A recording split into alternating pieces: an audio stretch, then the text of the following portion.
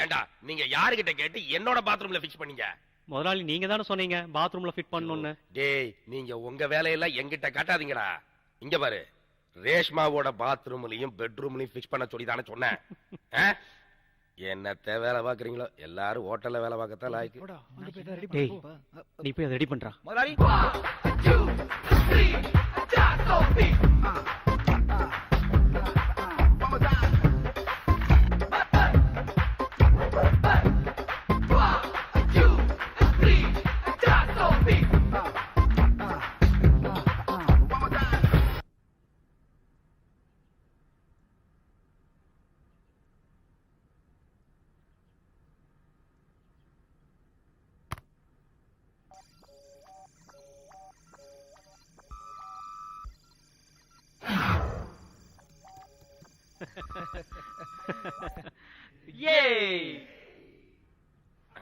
எல்லாம் ஓகே ஆயிடுச்சு சார்.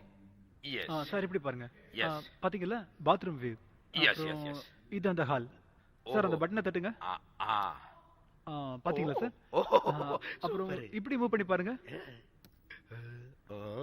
இது கீழ இருக்கிற பாத்ரூம்.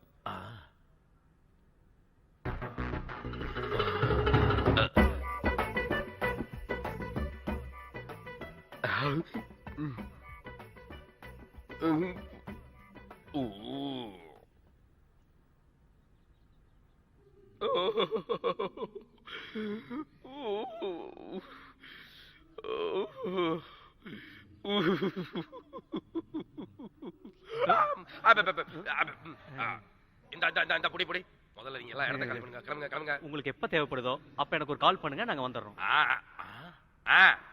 நாங்க போயிட்டு வரோம் போ சார். போ போ. ரொம்ப நன்றி சார். போயா, பாத்ரூம் கேமரால தண்ணி படாம பாத்துக்கங்க சார். உங்களுக்கு தெரியும். இப்படி ஒரு ஆளு நமக்காகவே பிறந்த மாதிரி இருக்குல்ல. அதுல என்ன சந்தேகம், நமக்காக முதலாளி ரூபத்துல வந்த கடவுள் ராய்.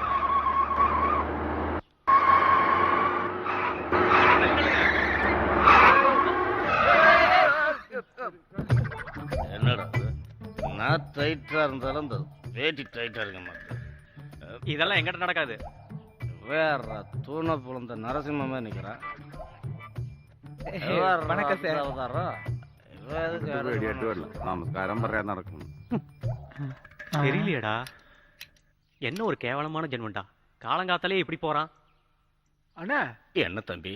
அண்ணா யார் அந்த ப்ரொஃபஷனல் டிரைவர்? டிரைவர் இல்லப்பா, சாரோட ஒரே பையன், பேரு அரவிந்தன். இவனா? இந்த வீட்டுக்கு ஒரே ஒரு வாரிசு. எங்கேயாவது ஆக்சிடென்ட் ஆகி சாகாம இருக்கிறதுக்கு ஒரு டிரைவரை வச்சுக்கலாம்ல. பொண்டாட்டி டிரைவர் எல்லாரும் தான் இருந்தாங்க. இவனோட டார்ச்சர் தாங்க முடியாம எல்லாரும் ஓடி போயிட்டாங்க.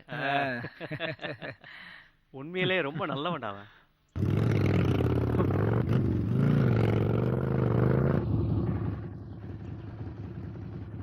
என்னடா பண்ற? என்னடா இவன்? இந்த தெய்வீக இல்லத்துலதான் நம்ம வாழ்க்கையே இருக்கு.